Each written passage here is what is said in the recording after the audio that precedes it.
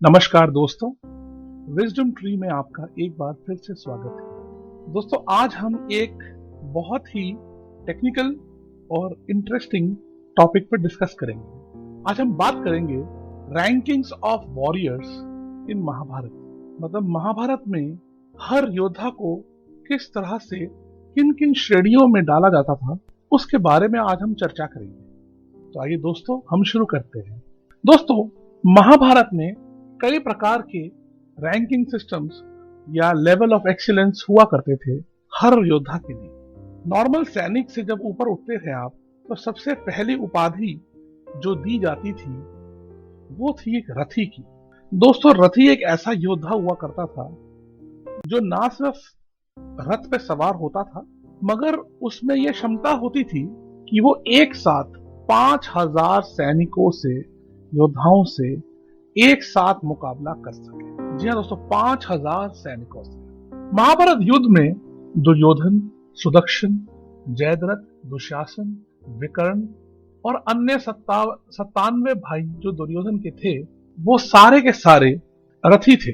शकुनी, युधिष्ठिर, भीम, नकुल, सहदेव, उत्तर, शिखंडी, ये सब भी रथी ही थे। इन सब में ये क्षमता थी कि वो एक साथ 5000 योद्धाओं से युद्ध कर सके। दोस्तों, इसके जो अगली श्रेणी है वो है अतिरथी की। जी हाँ दोस्तों, अतिरथी। अतिरथी एक ऐसा योद्धा था जो इतना शक्तिशाली और इतना गुणी था, इसमें इतनी जबरदस्त प्रतिभा थी कि दोस्तों वो 12 रथी के साथ में एक साथ युद्ध कर सकता था। 12 रथी का मतलब आप यूं समझ सकते हैं कि या तो वो 12 रथियों के संग एक साथ युद्ध कर सकता था, या फिर वो करीबन 60,000 नॉर्मल सैनिकों के साथ एक साथ युद्ध कर सकता था।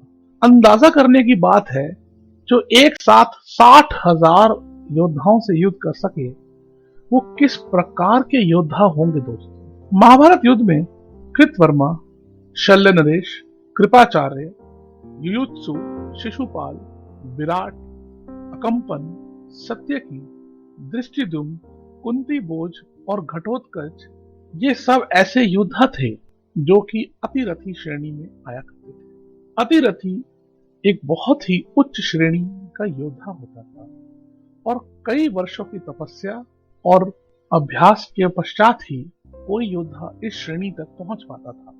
दोस्तों, अतिरथी के बाद एक महान श्रेणी का उद्गम होता है, जिसे हम जानते भी हैं और बहुत दफे सुन भी चुके हैं, लेकिन इस शब्द का बहुत गलत प्रयोग भी कई बार हुआ है, क्योंकि इसकी क्लैरिटी, इसकी डिटेल सबको पता नहीं होती है। जी हाँ दोस्तों, ये है महारथी। दोस्तों, महारथी एक ऐसा योद्धा है जो 12 अतिरथी योद्धाओं के साथ अकेले युद्ध कर सके एक साथ, या फिर 7,20,000 योद्धाओं के साथ, नॉर्मल योद्धाओं, सैनिकों के साथ वो एक साथ एक ही वक्त में युद्ध कर सके। ये ऐसा योद्धा होता है जो हर प्रकार के शस्त्र में निपुण होता है, हर प्रकार के अस्त्र में निपुण होता है और युद्ध कला के सभी व्यूह में भी निपुण होता है। देखने की बात यह है कि बहुत कम ही लोग इस तरह की श्रेणी में आ पाए हैं। आइए देखते हैं कि कौन कौन ऐसे योद्धा रहे हैं। ये योद्धा सिर्फ द्वापर युग में यानी महाभारत के काल में ही नहीं, हम सारे युगों के मिला के बता रहे हैं, क्योंकि बहुत थोड़े से ही हैं।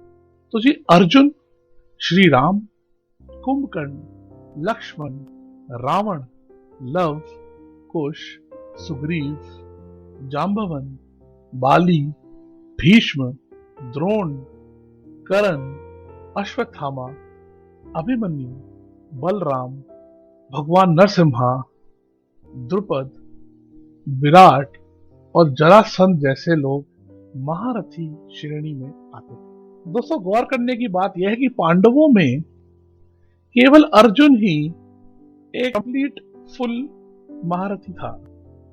हालांकि जो हमारे कौरव हैं उनमें बहुत सारे महारथी थे, जैसे कि द्रोण, कर्ण, भीष्म इत्यादि। तो पांडवों का पलड़ा टेक्निकली तो काफी कमजोर ही था कौरवों के बनस्पत। आइए दोस्तों, इसके आगे चलते हैं। जी हाँ, अचंभे की बात है, लेकिन महारथियों से बढ़कर भी एक श्रेणी है जिसका नाम है अति महारथी। अति महारथी दोस्तों एक ऐसा वॉरियर, एक ऐसा योद्धा, एक ऐसा लड़ाका होता है जो एक साथ 12 महारथियों से एक ही समय में युद्ध कर सके। ये कमाल की शक्ति और प्रतिभा है, और ये बहुत ही ज्यादा विलक्षण लोगों में ही मिलती है। पूरी हिस्ट्री में, हमारी पूरी सारे युगों में जो एक इकलौता क्लियर अति महारथी है, वो रावण का पुत्र इंद्रजीत यानी मेघनाथ।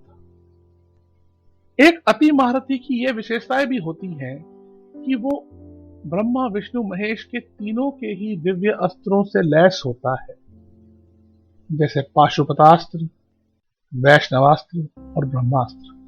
ये तीनों का ही वो स्वामी होता है। इंद्रजीत के अलावा कुछ जगहों में ऐसा कहा गया है कि परशुराम जी भी एक अति महारथी। आप अंदाजा करें, 12 महारथियों से एक साथ युद्ध करना कितनी ही बड़ी बात थी। दोस्तों, ये तो सतयुग में ही खत्म हो गया इस तरह का युद्ध, और इस तरह के योद्धा जैसे कि इंद्रजीत जी थे। हालांकि परशुराम जी जरूर थे, लेकिन महाभारत के युद्ध में उन्होंने भाग नहीं लिया था। अति महारथियों से ऊपर भी एक और श्रेणी है दोस्तों, जो सबसे ऊंची और सबसे महान है। अति महारथी से ऊपर होता है महामहारथी। ये महामहारथी एक ऐसा महान योद्धा होता है जो एक साथ 24 अति महारथियों से युद्ध कर सके। और अति महारथी तो सच बताऊं, इंसानों की श्रेणी से ही बाहर चले जाते हैं।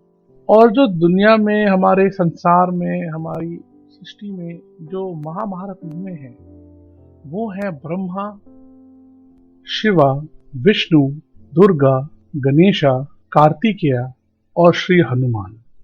और इन्हीं के पास वो 10 महाविद्याएं भी हैं जो महामहारथियों के पास होती है। तो दोस्तों, ये उम्मीद करता हूं मैं कि आपको ये वीडियो में कुछ ऐसी जानकारियां प्राप्त हुई होंगी जो अदरवाइज अवेलेबल नहीं होती हैं।